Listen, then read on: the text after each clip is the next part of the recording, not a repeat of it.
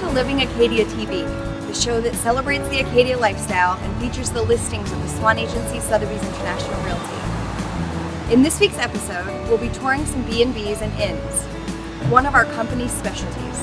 Today we'll be stopping by the Bass Cottage Inn and meeting with one of the owners and innkeepers, Jeff Anderholm. The Bass Cottage Inn is located right near the shore path in downtown Bar Harbor and is just elegant and exquisite. You're really going to love the tour today. We'll also be stopping by the Elmhurst Inn, formerly known as the Great Coat Inn. There we'll meet with Bob Barr, who will have a lovely story for you regarding the inn and its history.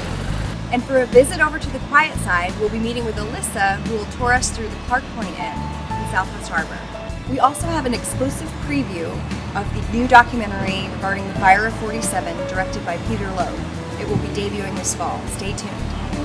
So we hope you enjoy Season 3. Sit back and relax and enjoy the tours of all the inns and all the history that we have to provide you. Our first visit on our inn bed and breakfast tour of Bar Harbor is the Bass Cottage Inn. Bass Cottage is located in the Field in Bar Harbor. The Field is an address, and it's a little secret enclave between Main Street, the Shore Path, and the Bar Harbor Pier. There are only 3 inns in the Field: the Bass Cottage, Ulacana, and the Yellow House. And it's down a seemingly dirt country road, yet you're right in the middle of town. So let's go take a visit.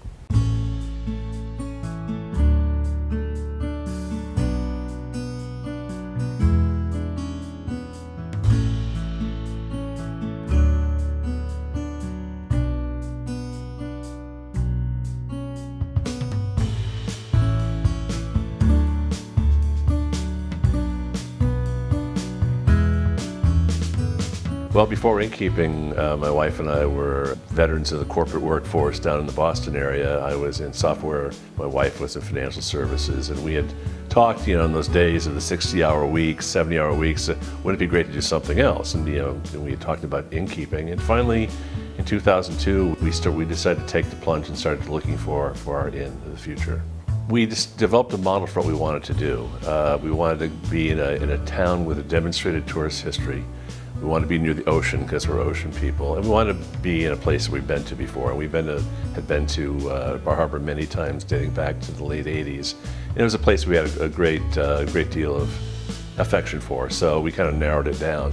We looked in, just to compare, we looked in central and south central Vermont, and there you have markets where your operating season is 10.5 months at 40% occupancy, and if we wanted to do it, we wanted to work hard and have an intense season, and that's exactly what Bar Harbor gives you.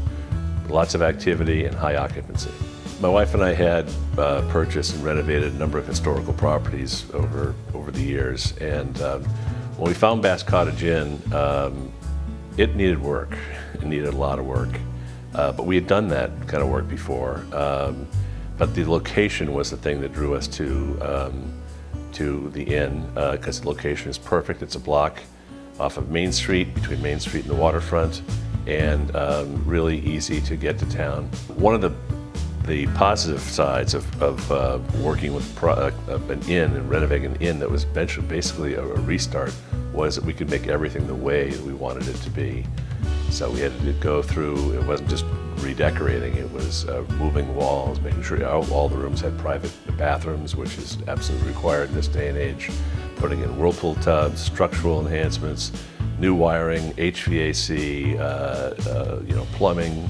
It's a complete redo under the skin, but we kept the historic aspects of the inn because that's what people coming from certainly other parts of the country really like. They like the fact that it's so quaint and comfortable, but under the covers it's completely modern and completely been redone.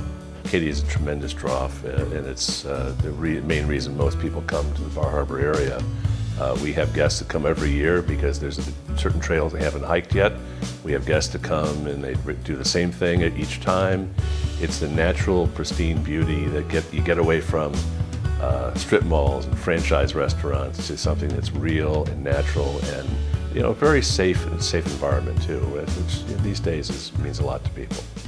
When people come from Texas or California or England or Germany, they don't know what they want to see. They know they want to have a great time and have a full experience, and they're looking to us as innkeepers to be their concierge, to tell them where the best trails are. And in the year that we were taking to renovate the place. We hiked all the trails that we could. We went to all the venues so we could when we talked to guests, we could speak to them in an informed manner. And we check out the restaurants frequently, which is a hard thing to do, obviously, but we want to make sure that they're consistent because things change, and we want to make sure we recommend our guests. We can control the bed, we can control the breakfast, and how comfortable they are when they're here, but when they're out and about, they want the best guidance, and we can't control it, so we have to make sure that we do the investigation. And it's fun to do in the Acadia area for sure. We've completely redone this Inn and built a very, very, very solid book of business. In our operating season, consistently we're 94% full, which is important, but we had always planned this to be our step before retirement, and we're making an orderly shift to our next phase of our lives. Nothing urgent. I'm happy doing this, and we have fun every day doing it. But I think the next person can maybe take it up a notch. We have a restaurant grade kitchen, a commercial kitchen, eating and lodging license, and someone could take on a food service, a restaurant business here in the evening. You can put in a wine bar, small plates. All that stuff is possible, and being so close to town, with a block off of Main Street, but in a quiet little enclave here, people could wander down, and that's more upside, I think, that the next owner could take on.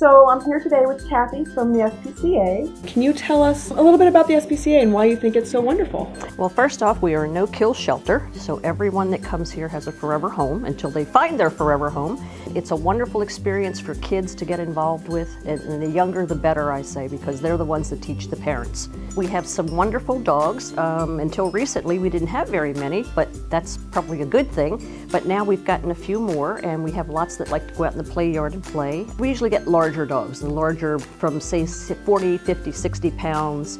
Hardly any puppies or smaller dogs, and when we do get them, then they go really fast. And we have lots of cats, especially now we're gearing up for kitten season, so we will have lots of kittens. And the kittens go pretty quickly. Older cats, you know, depending on how old you are, like 6, 7, 8 years old, they tend to stay a little longer because people are afraid they'll adopt them and they won't be around very long. But having had a 25 and a 21-year-old cat, no problem. And I think an older cat, you already know their personalities as well. Kittens change. Our cats and dogs are all spayed and neutered before they leave here. We have an incredible staff. From Diana, our director, all the way down to the person that comes in to help with us do maintenance and things like that. The staff just knows everything. We're all interchangeable, except for me. I can't walk the large dogs, but I'm more of a cat lady, and it's all hands-on. The staff is just, you know, awesome. And we just love the animals. We love to be, you know, around them, and they respond to that, you know, and that's what it's all about. We have a website, we have Facebook, and a regular phone number as well. So if you just go onto, it's SPCA of Hancock County, and if you go onto Facebook, that's how you pull us up. And also the website is on there as well. Our phone number is 207-667-8088, and contact us anytime. This is the Elmhurst Inn, 1881. At one point it was the rectory for the first minister of St. Saviour's Episcopal Church. It's been a bed and breakfast for many years, but the innkeepers chose to retire and we were friends with them, and so we added to our list of properties. As you go throughout the building, you'll see a lot of art. I'm an art collector.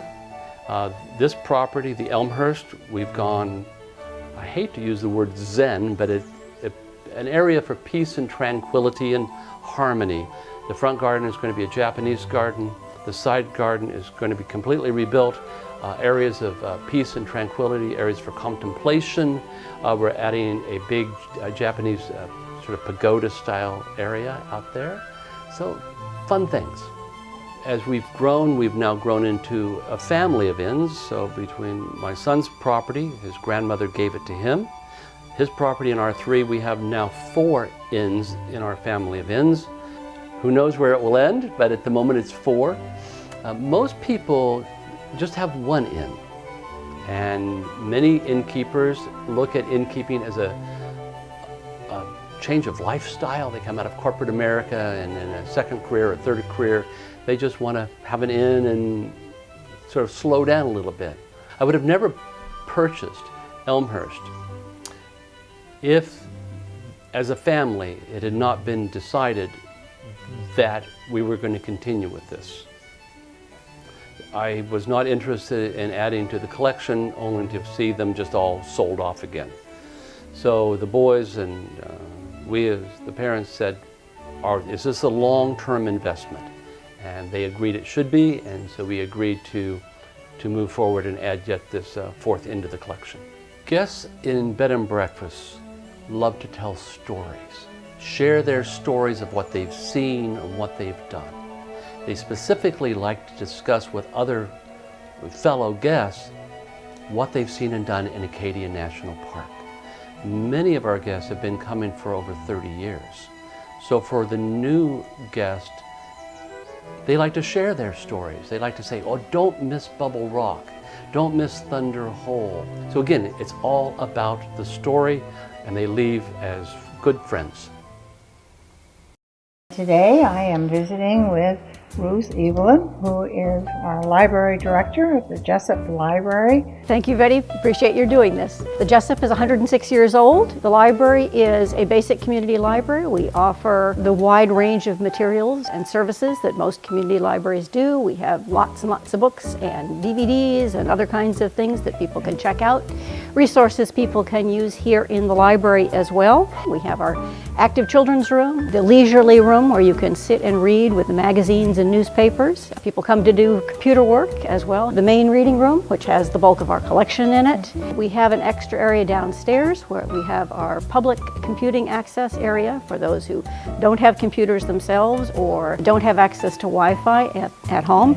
We have a special room that has Maine resources, that has Maine authors and books about Maine, and we also offer an unusually large amount of programming for a library this size. We have children's programming. We have about a dozen authors coming this summer, New York Times best-selling authors as well as local authors. Concerts, we have dances where we move the tables out of the way. We have lots of lectures on a variety of topics. We are right in the downtown. We're a block from the Village Green at 34 Mount Desert Street. We're open Tuesday through Saturday. We open at 10 in the morning. You can find out all the programming that's happening by checking out our website, which is jessuplibrary.org, or you can give us a call at 288-4245.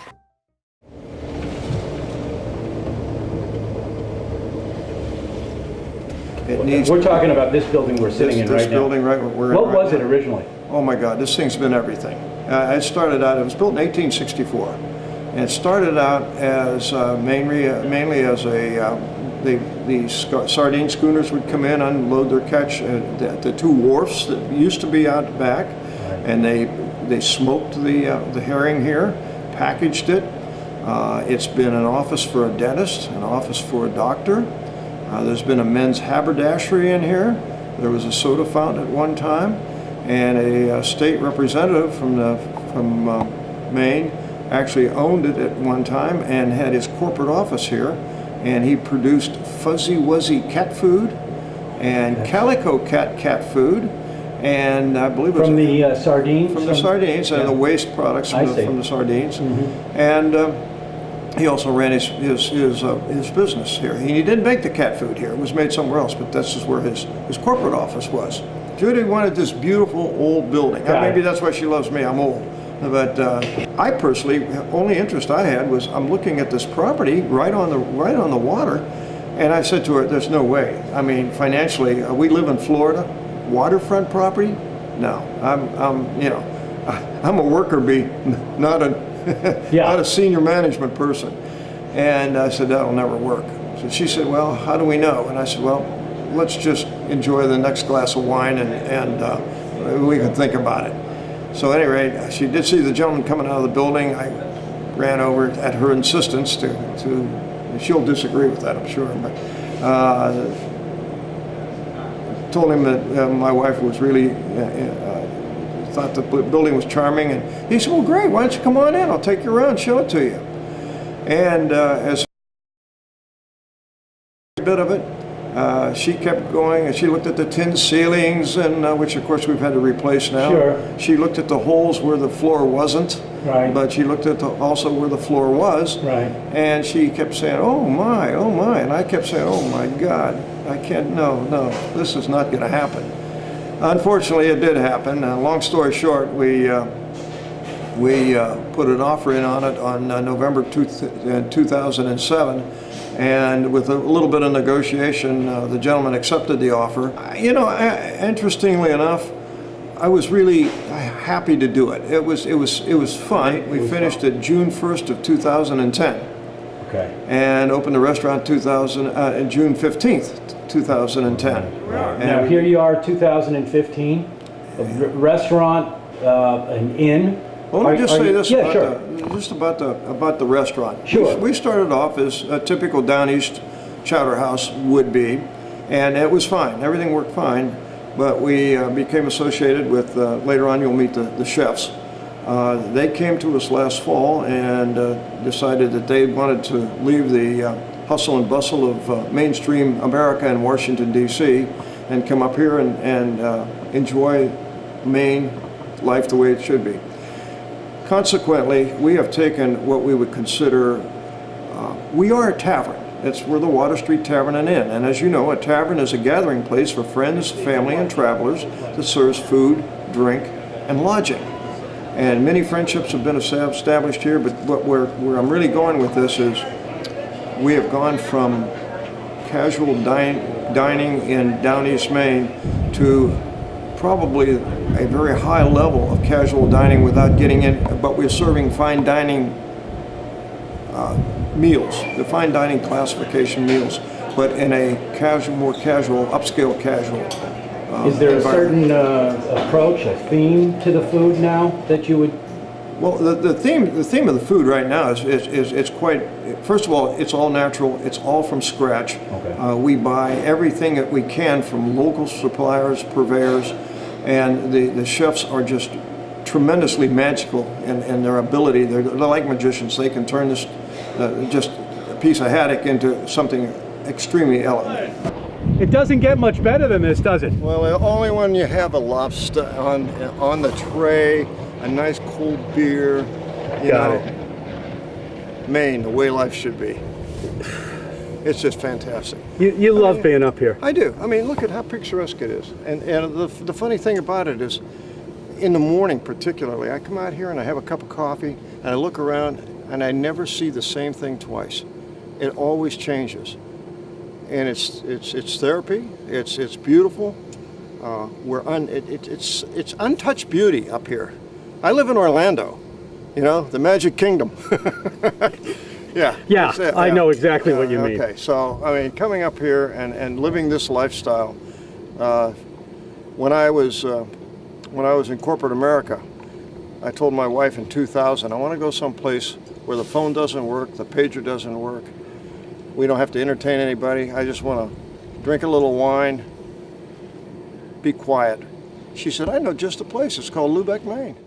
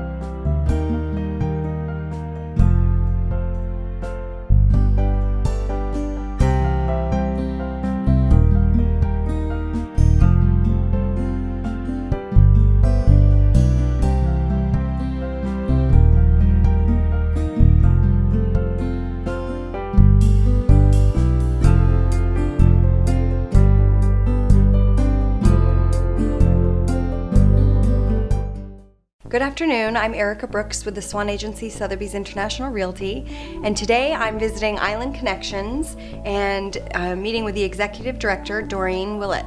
So tell us a little bit about what Island Connections does. Sure, so we provide seniors and people with disabilities free transportation by the means of volunteers such as yourself, who take folks to medical appointments, doctor's visits, hospital visits, cancer, dialysis appointments, and other visits, food shopping, to the bank visits, anywhere that they need to get basic transportation needs met. We also have a wheelchair accessible van that can hold one person in a wheelchair and a visitor if they need a caretaker to go with them to any appointments they might have. We also deliver meals to the Meals on Wheels program folks here on the island. So we do quite a bit for our community. So if somebody's looking to get involved with Island Connections as a volunteer, what would you recommend?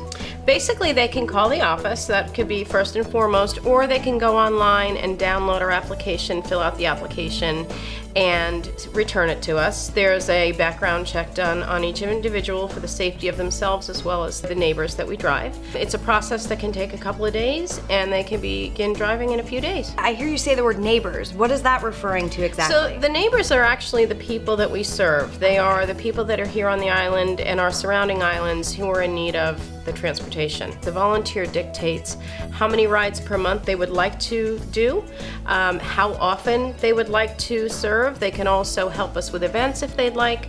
They can also help with any administration that we need and administrative needs, such as stuffing envelopes for our annual campaign. There are some folks that take up 2 or 3 drives a week. There are some folks that do a couple of drives a day. And there are some folks that say, I can't do as much as I'd like to because I'm in the workforce.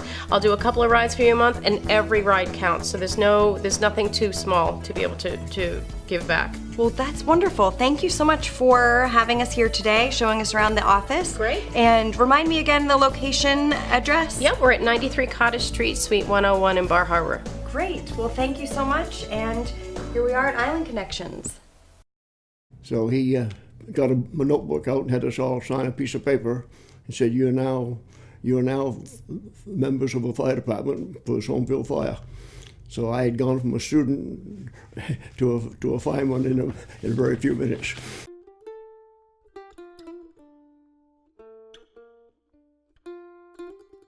A fire on the island?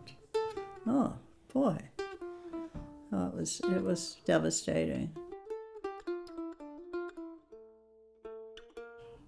When that wall of fire had just kind of come like 100 feet high, and it looked like it was only maybe 100 feet ahead of us and sweeping that way. There was this red Jeep that was going up and down the streets and telling everybody that the town was being evacuated. It came right out the top of the hill, and we were fighting it there when all of a sudden we had no water, and it was roaring, and so was we the other way. So we took off. The whole town was like a volunteer fire department. I could picture myself being the great heroine, and this is the little girl who drove her little sister and her mother out from the ball of fire. Well, I didn't know where I was going to go. Everybody helped everybody. It really was, it brought the community together really more. Because I was expecting to see the house, really, you know. They had told me that it was gone, you know, but I couldn't visualize that.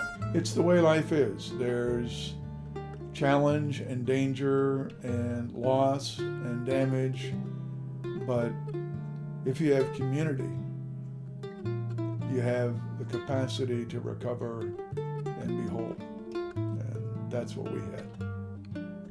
We were not heroes. We just did what it took to try to save the island. Islanders come together, always.